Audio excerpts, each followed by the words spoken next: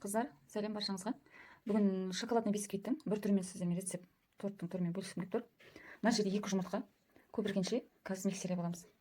Мен бір қолмен түсіріп тұрғаннан кейін ыңғайсыздау болып тұр. Мына жерде құрғақ заттар, мен бәрін рецептке көрсетіп жазып кетемін. ұн, какао, разрыхлитель. Так, мына жерде қант, мына жерде сұйық май, сүт және қазір кипяток құямыз, ыстық су. Қазір мен взбивать етіп алып келемін. Қазір ол жақта телефон ұстау ыңғайсыз. Қыздар, мынандай аппақ болғанша миксерлейміз. Одан кейін болған шемшікке майымызды құямыз. Так, бұнда қазір шамалы миксерлеп аламыз. Мына қыздар, шемшікке майды құйдым. Бір рет араластырамыз.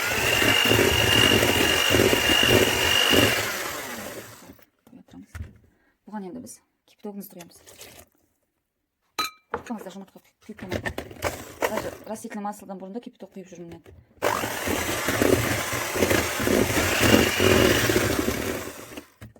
Енді бұған сүтімізді құямыз.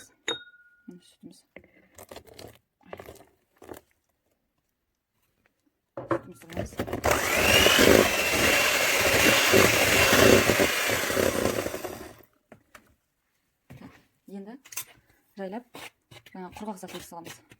Құрғақ ұн, бір қасықтап.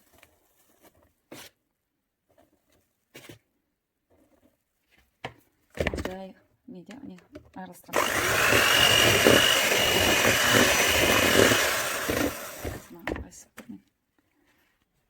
Қыздар, мына кальцияны 20 деметр қазір фарбамен қатырып қойдық. 180 градуста 45-50 минутқа қоямыз. Мына жаңалық взбивать еткен тестім. Тесті дайын тұр. Пеш қызғаншып тұра тұрсын. Қыздар, мына фольгамен 2 рет қаптадым сыртын. 20 диаметр.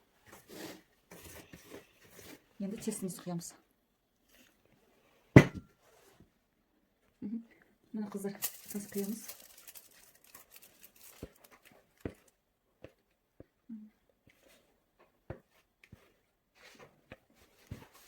Так, сіздерге көрініш былай.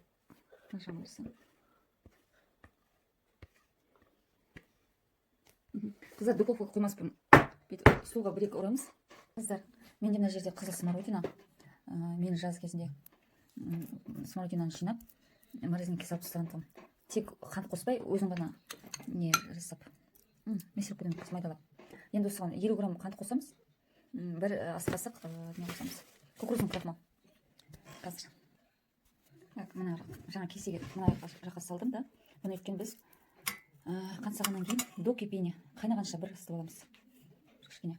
Мен мынандай тортқа қосқанда кішкене қайнатуға тырысам, егер ол сразу желмейтін болса, онда қайнағанға дейін етем. Мына жемістердің витамині қалсын деймін да, өз бойында. Енді қант саламыз.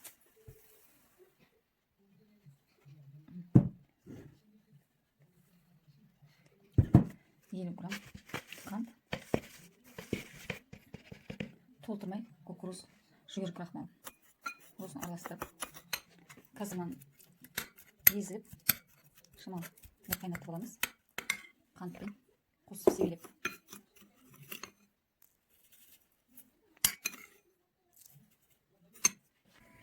Қыздарына жаңа араластырып, кішкене бұқылдап бір кішкене қайнағанша дейін етеміз. Өздеріңіз білесіздер, ягодный начинкасы бар торттар 36 сағатқа ғана шыдайды. Қыздар, бұл конфитюрді жемісті блендермен майдаламай жасаса да болады. Менде мынандай несіріп көремін, блендерден өткізілген дайын түрі. Көрдіңіздер ғой, бұрқылдап. Енді үшірем. Қыздар, мына шамалы суытамыз. Одан кейін пленкамен контакт жауып қоямыз. Беті кеуіп қалмау үшін. Қыздар, мына кешегі бисквитіміз. Қазір енді бұны кесеміз.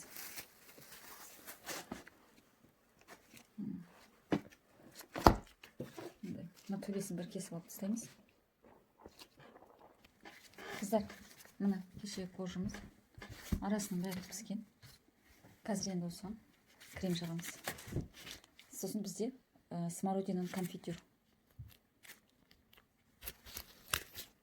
Енді кремний кірісеміз. Менде молочный гостиниц. Сливки бізде бір 200 грамм қоямыз. Бұл ішіндегі прослойканың крем арналған. Для выравнивания қаптауға арналған. Ол басқа болады. Сливки құйдым, қыздар. Енді бірден араластырамыз. Бірінші сливкиді взбивать етіп жатпай. Крем-чизімізді саламыз. Так, крем-чиз саламын. Мен где-то 150 саламын.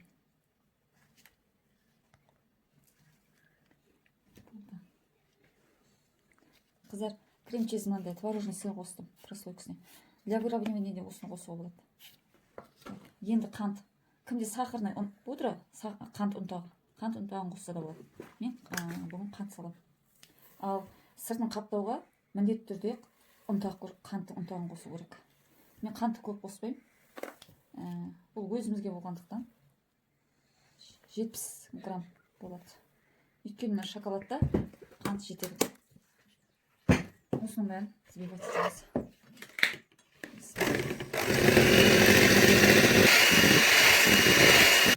Қыздар, міне жаңа крем взбивать еттік. Енді бұны